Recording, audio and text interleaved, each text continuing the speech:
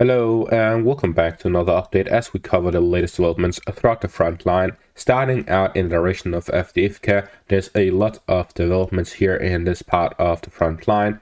Not only do we see the Russian forces pushing here in the northern parts of Avdiivka, we also see the Ukrainian forces counterattacking in the direction of Vodiane, and we've also gotten the first visual confirmation of Leopard tanks being used in the direction of Avdiivka. So with this, we see that the Avdiivka direction is going to be the cornerstone of the next few weeks of fighting. The Russian forces continue pressuring the Ukrainian forces across the front here by Avdiivka, both to the southwest of the city, to the south of the city, and to the north of the city. The Russian forces have managed to capture the waste heap here to the north of Krasnoyarivka. This is the high ground north of the city. The Russian forces managed to capture this before, then the Ukrainians counterattacked, pushing them out of it, and now they've managed to capture it again 2 days ago.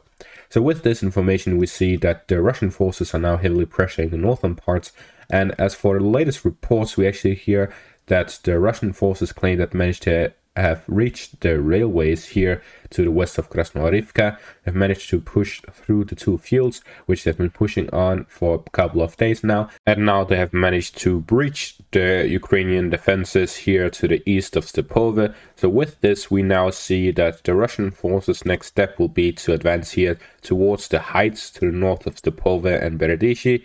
So with this, we're seeing that the offensive operations of the Russian forces will enter a next phase where they will be pushing Stepove and Beredishi from the northern parts, and combining this with the pressure on the southern sides of Avdiivka, where they are fighting through the trench networks and heavy fortifications to the south of the city.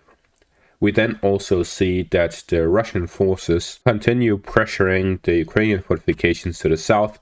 The way they're doing this is that they are launching assaults with infantry with heavy artillery coverage, which they have been doing for a very long time.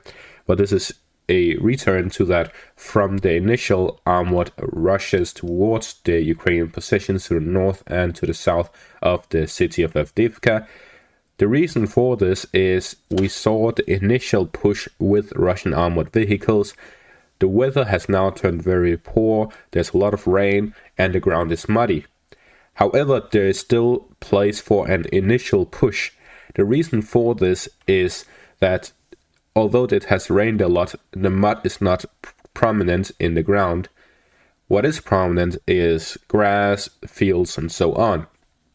So with this, there is place for this initial push. But the more armored vehicles cross through these fields, the more muddy it becomes, and then they get stuck in the mud. That is the advantage of the Russian series tanks, because they are lightweight. In comparison, the Leopard and the Abrams tanks are unable to drive through the muddy season on the fields. They have to go through the roads. This is why we're not going to see any further Ukrainian armored columns pushing the Russian defensive lines anywhere on the front, really, because they would have to drive through the roads, which are the most difficult part to actually push through. So the Ukrainian forces will most likely wait until the ground has either frozen or that it has solidified again after winter before they actually start using their Abrams and Leopard tanks for offensive operations. Until then, we are seeing that they will be using them for defensive operations around Avdiivka, in the northern parts, in the Kharkiv region, and in the Zaporizhia region to prevent a Russian counterattack. This is why we're seeing Leopard tanks being used in Avdiivka, because it is the most important part to be defending for the Ukrainian side right now, as the Russian forces are exerting heavy pressure on the Ukrainian positions by the city. To give further insight at the importance of this fight right now, Solushny, who is the chief of staff of the Ukrainian armed forces, has arrived in Avdiivka and had been talking with the leading officers in this direction, checking on the situation and commanding that further reinforcements be sent to Avdiivka. And we are at a very important point in this conflict, because Putin has also just arrived in Rostov, where he's talking with Gerasimov and other generals of the Russian army about the situation in the conflict zone. So what we are seeing is that the Ukrainian chief of staff has gone directly to the hottest point of the front line to assess the situation and improve the current situation around Avdiivka, because it is the heaviest fortified location of the Ukrainian armed forces. The Russians are aware of that. This is why we see this report from a Russian soldier. He reacts to the news about the situation, and what he says is, quote, "I'm reading the news now and I don't understand where the ideas come from that the offensive turned out to be a failure. How could we lose so many tanks? Almost all the structures of the armed forces of Ukraine in the direction of Donetsk are underground. This is a plain that is perfectly covered by our tanks from a distance. The fortifications are stormed only by infantry with the support of artillery, so that ours can come much closer to the position." End quote. So from this we see that he is talking about the structures and tactic of the Ukrainian and the Russian forces. The Russian forces initially launched an armored assault so that the infantry can advance and reach the front line and reach these positions where they'll be fighting over the waste heap and the fields west of Avdiivka. This is why we're seeing that the Russian forces had a lot of armored losses. That is because the tanks had no purpose of breaking through, but to cover for the infantry. So most likely one of 2 points: either the Russian forces used these tanks directly as decoy, which would mean that they most likely had less operators, or that they were on autopilot driving through to cover the Russian infantry. Or the second point, which would be that these tanks were sacrifices they were willing to make to reach these points. Either way, we see that it was, quote unquote, all a part of the Russian plan, as we can see with how this is a testimony by a Russian soldier, so he's of course biased for the Russian side. He continues to say, "The success of the offensive is shown from the village's perspective. Krasnoarivka towards Berdishi, there are fortified structures 12 meters underground, where every centimeter is filled with concrete, and on top there is a small hill of earth, like in the Donetsk direction."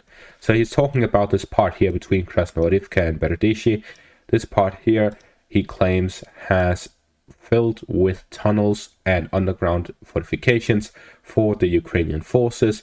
They are filled all across the area, and these are filled with concrete and heavily fortified. And that's when the Russian forces try and push through, they'll have to go through every single one of those. They're 12 meters underground, they're filled with concrete, and there's dirt hills on top of them.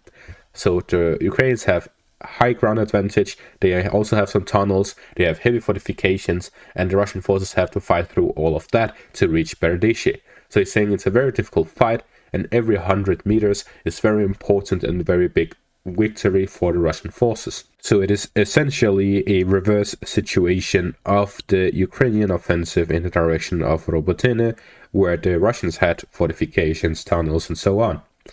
So this is a reverse situation. This is why, just like the Ukrainians had a lot of losses, the Russians are also having a lot of losses, is what he's saying. And then finally, now our guys need to gain a foothold in positions, and reconnaissance need to identify the remaining ammunition depots and track the delivery of new units of equipment, ammunitions, provisions, and destroy them. So he's talking about these important locations like the trash heap here to the north of the Avdiivka city, and we also see the areas here to the south of Severne. He's saying that the Russian forces look to advance in these areas to get a better overview of the situation, get better positions for their reconnaissance, and then to starve out the Ukrainian forces by destroying their supplies and ammunition and so on. This is all reminiscent of the Russian tactic in Bakhmut. So we can derive from that the Russian tactic seems to be to reach Stepovo Berdishi, capture these 2 villages, reach Severne, capture that village, and then grind down the Ukrainian forces by launching heavy bombardment, which we see, according to this footage, they're doing all the time according to Russian forces, they are bombarding it around the clock ever since the first minutes of the operation. And at the same time, they're looking to specifically target ammunition depots and supply routes so that they're able to cut off all supplies into the city, which would then allow them to slowly siege Avdiivka and win the city in that way instead of storming it head on. But they're still doing something similar to that here in the southern parts, where they're fighting over the trenches, which raises the question, is this just to draw in the Ukrainian forces here in the south, or is it to just spread out their forces continuously, or is it in hopes that they're able to get a foothold in the south of the city and use it in a similar manner to that of Bakhmut, where they were fighting for every single house and building until they captured the whole thing, rather than sieging it from the sides and encircling it. So that is what we're going up against here in the Avdiivka direction, with heavy fighting on both sides. As for the Bakhmut direction, we see, according to the Deep State Map Ukrainian source, we see that the Russian forces were pushed back from the forest patches here to the northeast of Klishivka, which would mean that the hills to the east of Klishivka is now fully under Ukrainian control. And at the same time, we see that there is this footage here, which shows the utter destruction and ruins of Klishivka, where the only thing somewhat standing is the remains of a church located right here in the center of Klishivka. So with this, we see that there is essentially nothing left after the fighting around Klishivka on both sides. First, the Russians captured it with heavy artillery bombardment, then the Ukrainians recaptured it with heavy artillery bombardment. And to end off this video, there's reports that the Russian forces somewhere in the northern parts, whether it be by Kharkiv or in the direction of Kursk or Bryansk, they have deployed about 20,000 Russian soldiers. This is reported to be a fully equipped and fully sized division of Russian forces. And according to the Russian general in charge of those forces, they claim that they have deployed them by the border, fully prepared to engage in fighting. Yet there's no sign of the Ukrainians responding to that. This could mean one of two things. Either the Ukrainian forces are trying to show weakness and bait the Russian forces to use their excess forces in areas where they would be drained down and grinded down if they launched an attack, or that the Ukrainians are simply split so thinly across the front line that they're unable to deal with additional Russian forces showing up by the border. Either way, we see that the situation is rapidly changing, and with the appearance of both Zelensky and Putin at the areas of control, we see that there is something being planned, and that's where I'm going to end off this video. Thank you all for watching and have a great day.